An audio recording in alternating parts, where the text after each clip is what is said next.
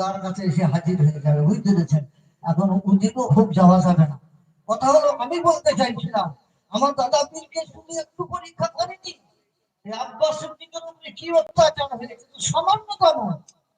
যেমন বাংলাদেশ ভাগ হয়নি, ভারত পাকিস্তান ভাগ হয়নি, বাংলাদেশ ভারত ভাগ হয়নি, আফগানিস্তান তখন ভাগ হয়নি।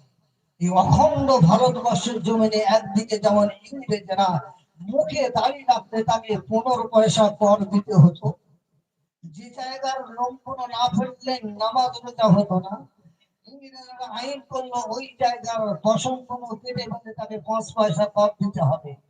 এমন মুহূর্তে দাদা হুজুরুল্লাহ রহমাতুল্লাহ আলাইহি কলকাতার জমিনে ঝাঁপিয়ে পড়েছিলেন, না এটা আমার রসুলের সংবিধান, এটা আমার রসুলের হুকুম, এটা আল্লাহ পাকের বিধান, এটা আমরা কোনোদিনের তরে মেনে নিতে পারবো না, এটা কখনই মানা যাবে না। যার জন্য দাদা হুজুরুল্লাহ রহমাতুল্লাহ আলাইহি তিনি ঝাঁপিয়ে পড়েছিলেন। বারে বারে বারে বারে দিন সরাসরি কলকাতার জমিনে আল্লাহ পাক প্রতিষ্ঠিত করে দিয়েছিলেন। একবার জোরে বলো সুবহানাল্লাহ। সেই জমিনে এমন একজন বীর আছেন, যিনি হলেন রাসূলে নমা। যে কোনো মুহূর্তে ইচ্ছা করলে যত বড় পাপী লোক হোক না কেন, আমার পর্দাদা হুজুর রহমাতুল্লাহ আলাইহি সুফি ফাদে আলী ওয়াইসি রহমাতুল্লাহ আলাইহি যিনি মানিকতলার জমিনে শুয়ে আছেন, আমার দাদা পীরের তিনি ছিলেন মা সাহেব, তিনি ছিলেন বীর, সেই জমিনে তিনি শুয়ে আছেন। তানার দ্বারাই কলকাতার জমিনে কলেমার প্রসার করেছিলেন আমার সুফি ফাদে আলী হুজুর রহমাতুল্লাহ আলাইহি। তারাই তো খলিফা, তারাই তো সাগরে, তারাই তো শিষ্য আমার দাদা হুজুর রহমাতুল্লাহ আলাইহি বাংলাদেশের জমিনে চলে গেল।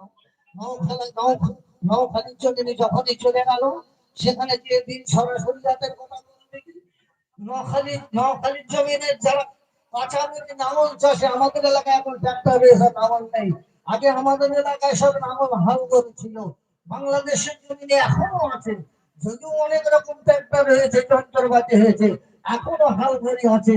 যারা বাংলাদেশের জমিনে যারা কাঁচা মেরে নাঙল চলতো, নাঙল চাই দিত কাদাতে পানিতে, তারাও কিন্তু একজন ডবল ডবল টাইটেল পাস মাওলানা ছিল। একবার জোরে বলো সুবহানাল্লাহ। সেই জায়গায় আমার দাদা হুজুরকে কেন সেখানে যেতে হবে? যাওয়ার তো কোনো দরকার ছিল না।